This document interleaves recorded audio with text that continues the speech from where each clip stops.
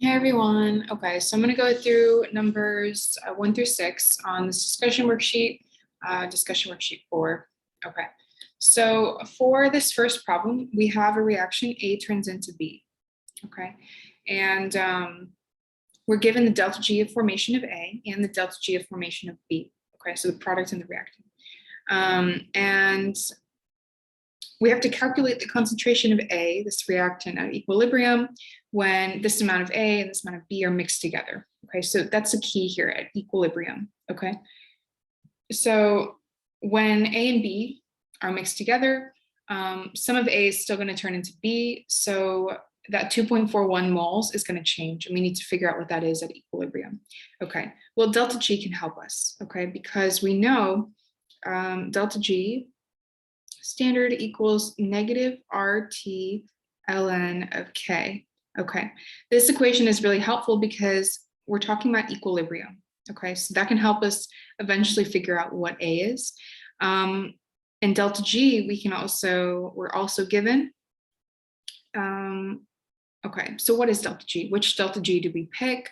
We actually use both of them. So delta G here, this is kind of like the delta G standard of the total reaction, is going to be delta G standard formation of the product minus delta G formation of the reactant. Okay, so it's going to look like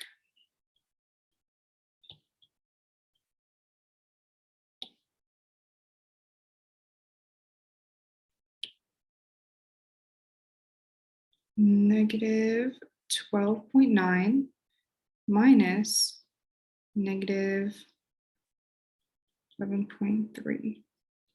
Okay, and that's going to give us a delta G of negative 1.6 kilojoules per mole. Okay, so that's going to be our delta G standard of this reaction. Okay, and then R is always going to be in the equations of delta G, it's always going to be 0.008314. This is in kilojoules, so it's going to be like the smaller version. Okay, and the temperature here, we're told the temperature is 293. Okay, make sure that's in Kelvin.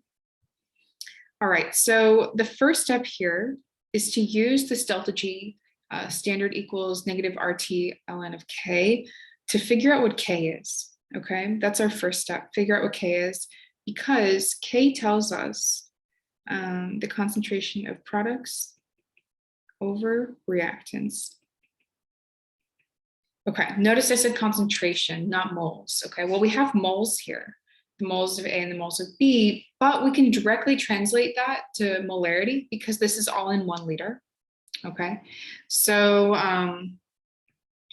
then let's figure out what's our what we should be putting into K.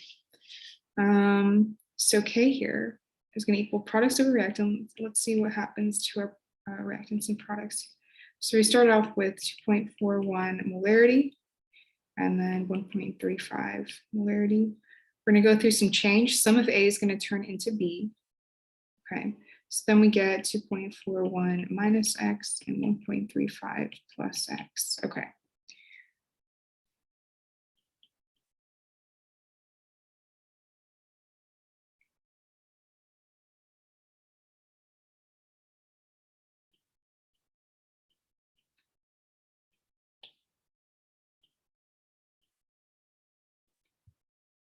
All right, so step 1, solve for K. Step 2, solve for X.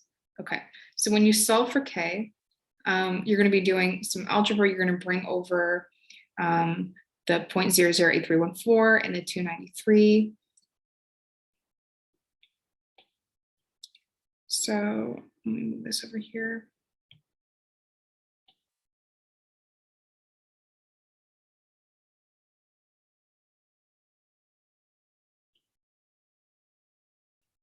Negative 1.6, which is delta E, divided by negative 0.008314, also 293,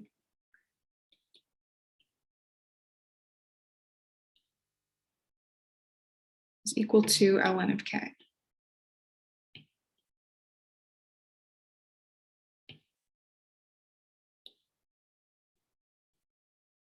Okay, so then all that number on the left, I believe, I forgot what the value was. 0,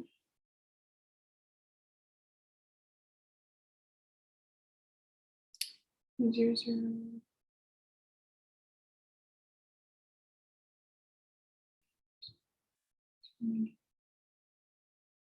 Okay.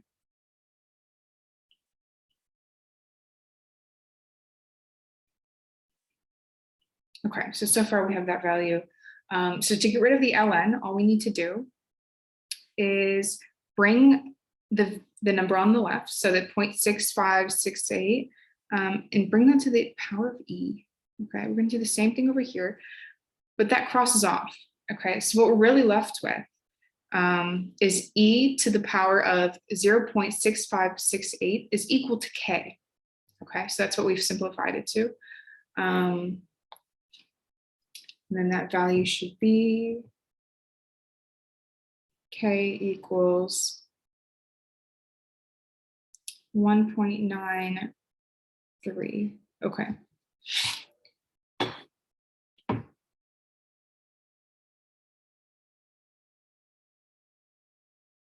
right, let me adjust this really quick. Okay.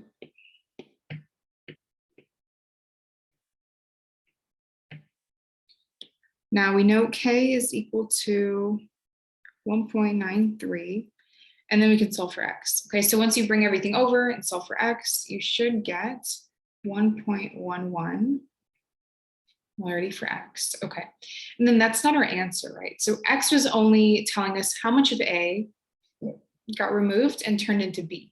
Okay, so our final answer,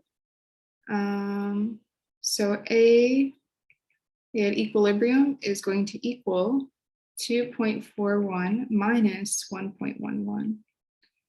And this should be 1.3 molarity. Okay.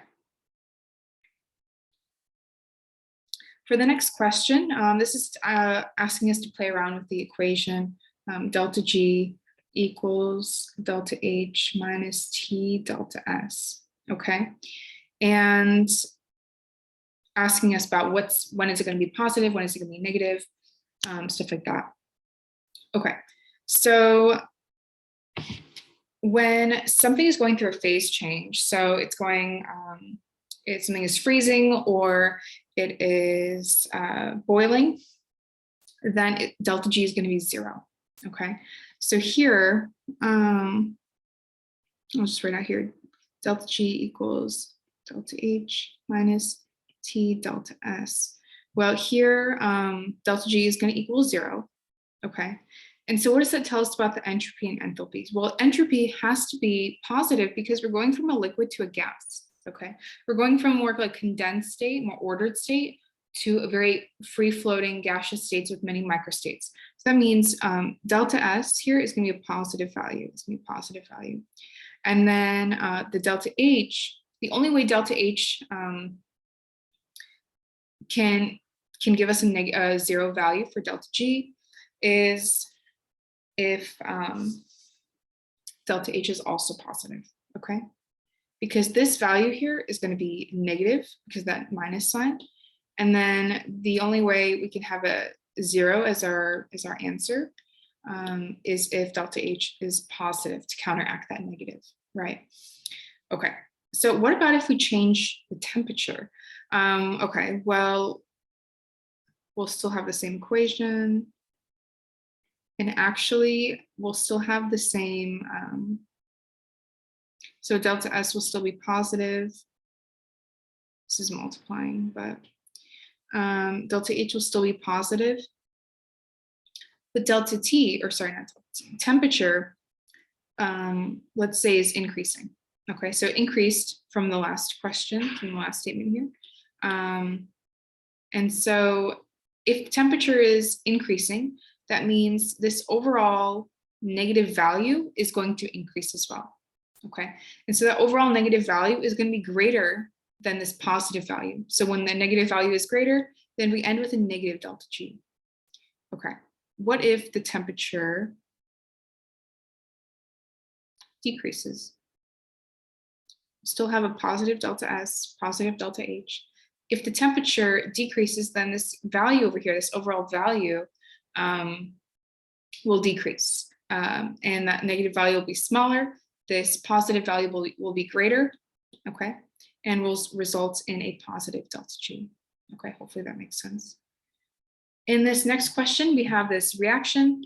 We're given K, or the equilibrium constant, and then we're asked what is delta G standard at room temperature. Room temperature is 298 Kelvin. Okay, so how do we reverse this poisoning? Okay, let's talk about that in a second. First, we need to calculate delta G standard, which is equal to negative RT ln of K. Okay, so this R, like I said, is going to be 0.008314. This temperature is going to be 298. And then this K, we're given just 60 over there. Okay, we're going to put that all together and we should get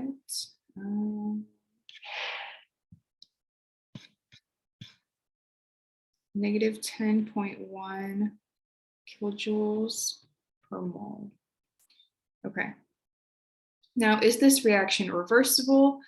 Technically, but practically, no.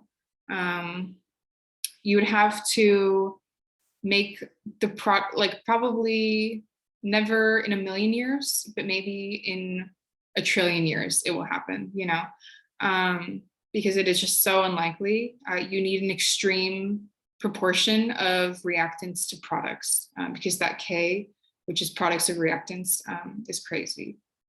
Okay. So in this next question, we're going to be solving for delta G non-standard instead. Okay. This has a slightly different equation. Okay. All right. So we have delta G non-standard is equal to delta G standard. Oh my God, my laptop is dying. Plus RT ln of Q. Q is the same thing as K, products of reactants, just not at equilibrium, just at any point other than equilibrium, right? Okay, so we have delta G standard is negative K, or sorry, negative 10. R is going to be the same. Temperature. Here, I don't think we're given temperature. Oh yeah, we do. This is going to be 310 when you convert it to Kelvin. And then Q is going to be products over reactants. Okay, let's talk about that for a second. Here we have this reaction, okay, and we have the concentrations of those reactants and products, okay? Q, like I said, is just going to be products over reactants, okay? So we're just going to have 0.584. We're just going to put those values in there. And because all the coefficients here are 1, we don't have to worry about any exponents yet. But in the future, think about that, okay? What happens if we do have coefficients? Okay. So now when we multiply that all up, add that all up, we should get delta G non-standard equals negative 6.329. Okay, I just got my charger. Okay.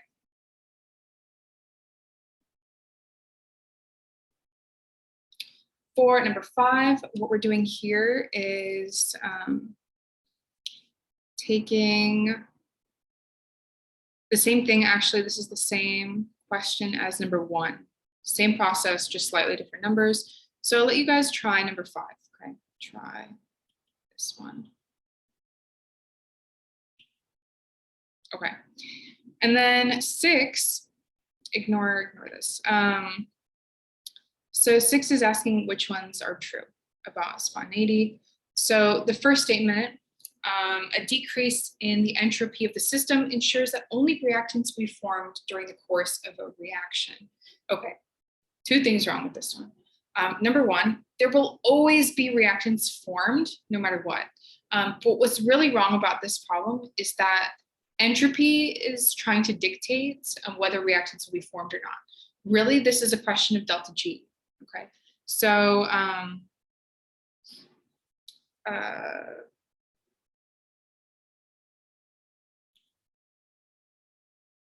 only delta G can tell us about what will be formed during a reaction, which side will be favored, okay? And typically, Dr. Ray emphasizes that some amount of products and reactants are going to be formed no matter what, okay?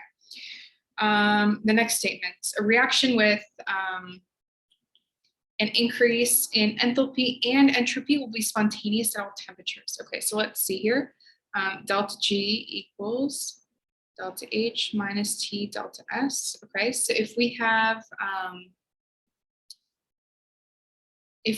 enthalpy as positive and entropy as positive, we can't say for sure if the temperature will be spontaneous because it is dependent on temperature, and we just looked at that question right over here, okay? So we can't say for sure, it depends on the temperature. Okay, next statement, a reaction with a negative value for delta G non-standard will result in only products being formed at the end of the reaction. So not necessarily, right? We always have some products and some reactions being formed. Next statement, the enthalpy change in a reaction can be used to predict if a reaction will be spontaneous or not. Wrong, right? So only delta G can tell us about that, okay? And then, or delta S of the universe, of course. And the last statement, a reaction with a positive value for delta G non-standard will result in some products being formed at the end of the reaction. And that is true, okay? So even though reactants are favored when delta G is positive, some products will still be formed too, okay? So that's true. All right, thank you so much for watching.